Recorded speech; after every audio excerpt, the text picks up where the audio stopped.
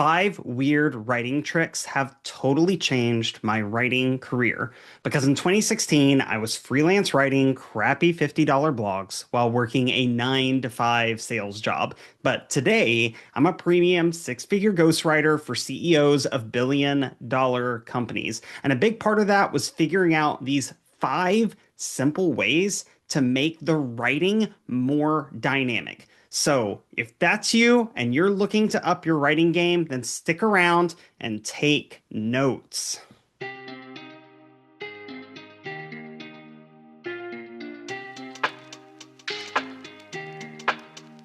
Welcome to Forward Writing, where we talk about how to move your writing forward.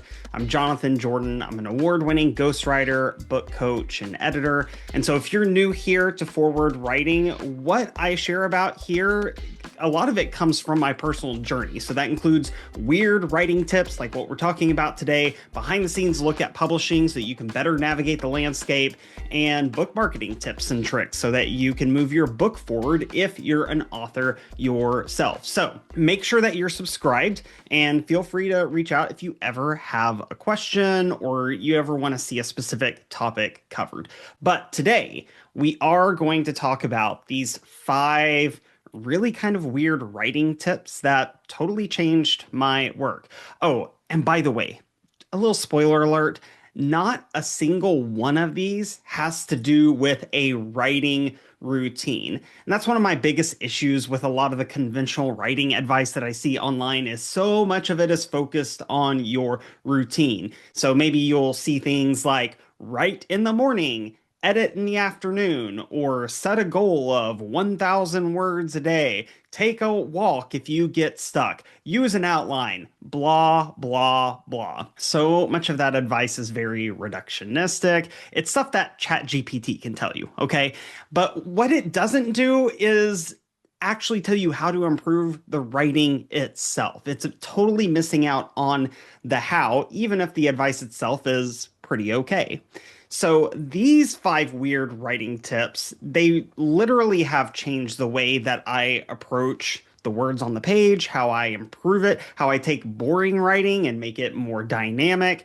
And I've seen the same thing happen with my clients. So with no more further ado, let's dive right in. Make sure you have pen, paper, notes app, whatever it is you use to take notes, because the number one tip, and if you do nothing else, make sure you practice this one. The number one tip is reframe the writing around you. Okay. And I'm putting that in quotation marks because I don't mean you, I mean the word you itself. So you were probably taught in high school or even college that you should never write to your reader directly. So now you're writing sentences that sound like, one can see quickly that this system, or you're committing the sin of doing everything in first person, where you're writing sentences like, I saw quickly that this system. Now, hear me out. I'm not talking about fiction writing. If you want to write a first person novel, great, go for it. God bless you. That's not what I'm talking about here. I am talking about writing that you are producing specifically for other people, especially in a nonfiction environment, but also with memoirs. So many times we overuse the word I, and we start too many sentences with I and say me and my, and the writing becomes focused on the author. But the truth is that books are not written for the writer. They're written for the reader.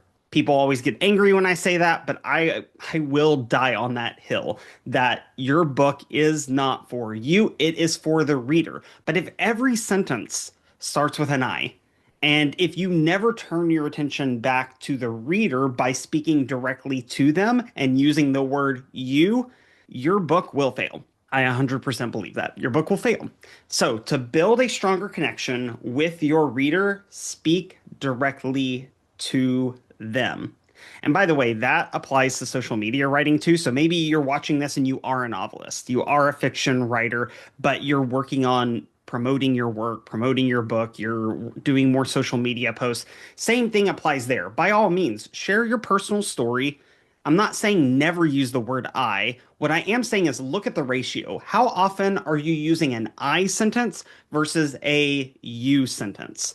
It just feels more personal when you acknowledge that there is a reader there and you're talking directly to them, one person at a time, not trying to talk to a million people at a time. Anytime you catch yourself writing an I or a one sentence, if you're saying one can see quickly, you're being too formal, cut that crap out. So anytime you catch yourself writing an I sentence, see if you can reframe it around the word you instead. 90% of the time, I really believe that you can. And then the rest of the time, leave it. Don't force an I sentence to become a you sentence when I makes the most sense. Sometimes it does. Okay. So this is not an all or nothing rule, an all or nothing trick. There are always exceptions. The point here is to scale back on how many times you are using I and to make sure that you are using you more often. So we don't want to go too far the other direction where you're never saying I and you're not sharing your story. We just want to make sure that it feels more like a conversation. So every time you use an I sentence, pause, look at it, read it aloud, see if you can reframe it as a you, as a we. See if there's some other way that you can change the focus of the sentence. And if not, if the best possible positioning for the sentence is I or my or whatever have you, that's fine. Leave it alone. As long as not every sentence is starting with I. Trick number 2, write the beginning later. So many authors that I work with find themselves mired in what they call writer's block. But the reality is that they're just attaching too much significance to the first few lines of a blog, a book, a post, whatever it is they're working on. Now, don't get me wrong, hooks are important. We all know that. We all struggle with that. And maybe they're even the most important, but they don't usually come first in the writing process. They usually reveal themselves through the process. A better strategy is to write what you want to say first. Then you want to find the most powerful, the most emotionally resonant, or the most shocking part of your message. And that's your hook. That's what you can now move to the beginning when you're ready for it. So keep this in mind. Reading is linear, but writing is not. You can always move things around, and your reader is never going to know. So I had a recent situation like this come up with a client of mine where we were revising his manuscript and we totally reworked the first few paragraphs. The original version just was not working. And he asked me when I sent him the revision, he said, "Do you feel like this new opening sentence feels like the opening sentence of a best-selling title?" And so I had to tell him to kind of push pause for a second on that idea.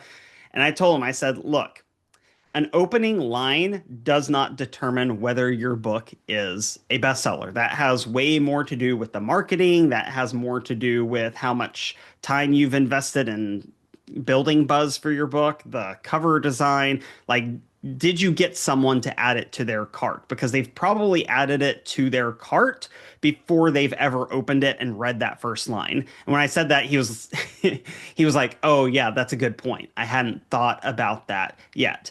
I said, "But the first sentence is important. Let's be real. We want to grab attention early. We want to spark curiosity. So I'm not saying it's not important, but you're probably putting too much importance on it." And so once he realized that the first sentence wasn't going to determine the entire success of his book, it lifted a huge weight off of his shoulders. And so you probably need to do the same thing. You probably need to release yourself from the pressure that the first sentence is going to determine everything. Even people who get publishing deals and they land that agent, their book gets bought by a publishing house, they still go through revisions. And I've heard this from so many authors that that opening paragraph is one of the most rewritten parts before they ever publish. So even if you're trying to get a traditional book deal, your first line isn't necessarily a killer. It needs to be good, it needs to be solid to spark curiosity, but don't put so much pressure on yourself about that first line. It will reveal itself. You will find the best version, but don't get stuck there.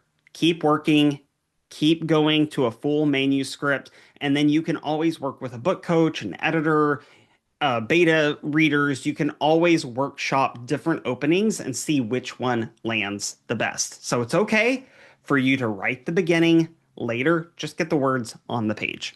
All right, writing trick number 3, stop when you synonym swap. So a couple years ago, I was working with a client and we had his first round of revisions on the opening chapters. And it was taking quite a while. I would check in with him, hey, how's it going? And he would say, well, I'm still doing revisions. I'm not quite ready to move forward yet. Finally, on one of our weekly calls, I asked him, I said, can you explain to me a little bit about what kind of revisions you're making? And is there something I can do to support you as your book coach?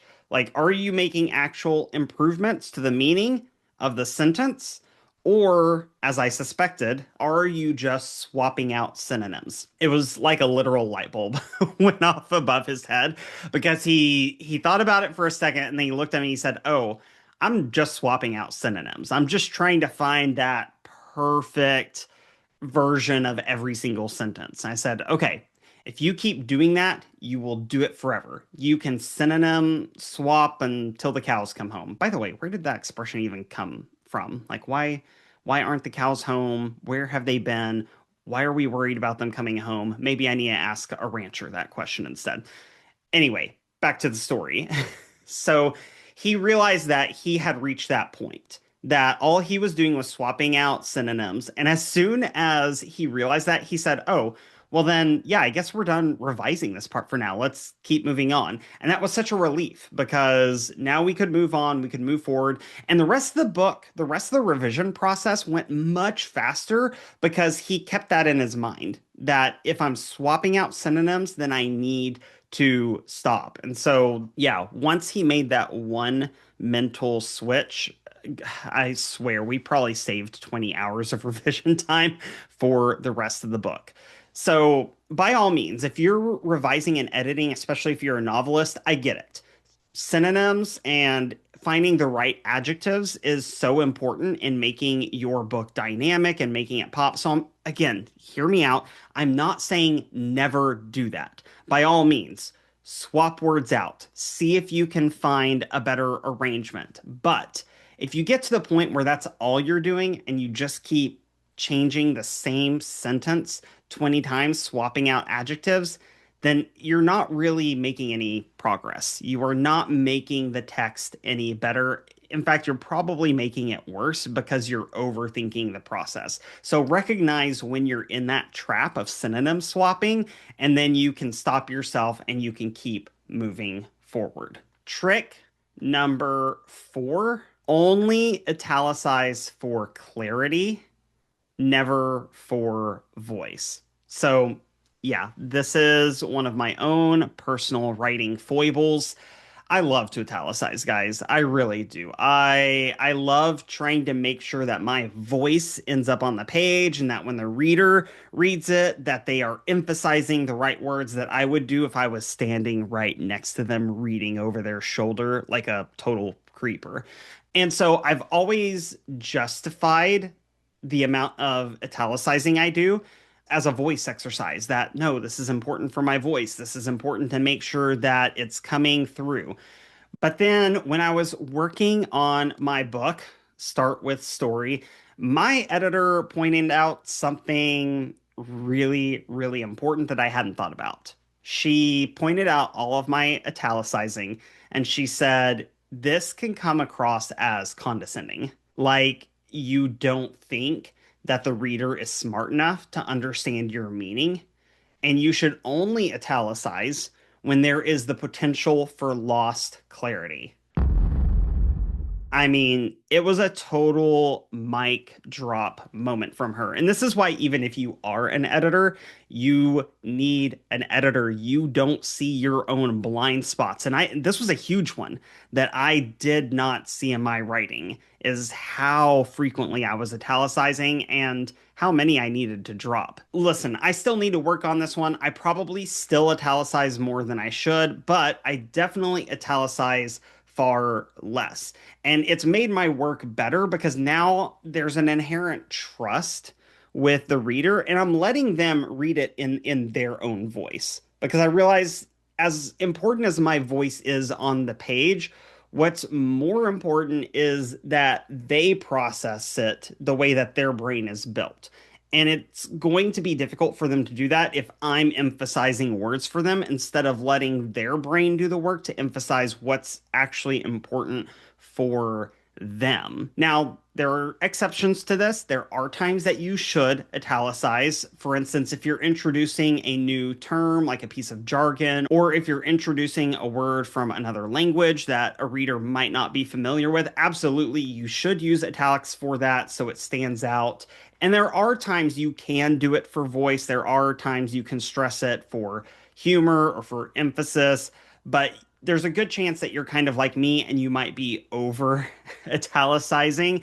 So just scale it back a bit and trust your reader's intelligence. What I've started doing now is I will write the sentence without any italics at all, and I will reread it that way. And if the sentence works without the italic, I just leave it. But if it doesn't, if there is some lost clarity, then I'm allowed to go add in the italics. So, good rule for you to follow if you are like me and you struggle with italicizing. All right, number five. And this might be one of my favorite weird writing tricks ever. If you follow me online at all on any of my social media, you've probably heard me talk about this one before, but it's worth talking about a little bit more and unpacking why this works so well. So, number five is don't start consecutive paragraphs with the same letter. And specifically, never start three consecutive paragraphs with the same letter. Two is okay. I start two paragraphs with the same letter all the time. But if I'm looking at the page during revisions and I see three paragraphs in a row starting with the same letter, I know that I've got some work to do and I need to do some rewriting. And so the way I came up with this was a few years ago, I was working on a client project and I was feeling stuck in this one chapter because everything about it just felt off. On a line level, everything seemed to be working, the sentences made sense, the points were getting across, and but I just couldn't figure out, why does this feel so dull, even though the line level writing appears to be working. But then four paragraphs in a row all started with the same letter. I think I had four paragraphs in a row that all started with an A. And something about that visual repetition on the page made me realize that, oh, this is making the content feel repetitive too.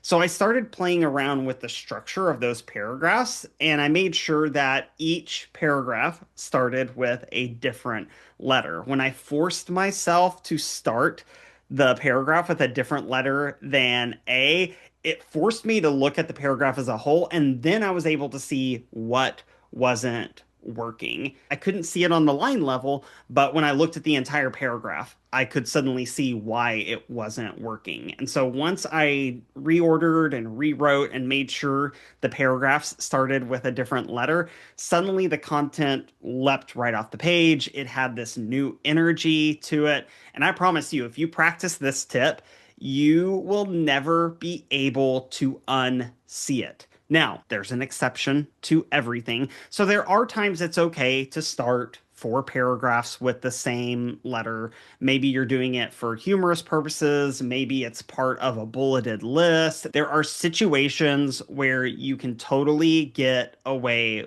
with starting multiple paragraphs with the same letter. Okay. Again, this is not a all or nothing rule. Those don't exist in writing. Okay. But if you're in that same situation like I was and something just feels flat and something feels off and the writing feels dull and lacking in energy, this is the first thing you should look at. Look at the paragraphs and how they start. Are you starting them with the same letter? And if so, then change some things up, move some things around, and I promise you this will help you get unstuck. Anyway, if I've learned anything about my fellow writers out there, it's that we kind of have this love-hate relationship with editing. So hopefully this helps you get past some of those obstacles and some of those barriers. And if you are looking at how to unleash your inner storyteller because you are working on a nonfiction book, or if you are like me and you're a freelancer, you're a book coach, you're a ghostwriter, you're an editor who is helping clients find their inner storyteller, then yeah, go check out this book, Start with Story, How Great Storytellers Transform Ideas into Impact. I wrote it specifically to help you be able to do that. All right, guys, I hope you learned something new that's going to help you move your writing forward with these 5 weird tips that we covered today. And if you haven't done so already, make sure you hit subscribe so you don't miss a single video. And also, if there's a topic that you would like me to cover or you have a question about one of these 5, make sure you drop that down into the comments so I can see it and so I can add it to my list of topics and advice to cover here on the page. But in the meantime, keep sharing your story, keep putting those words on the page, and moving your writing forward.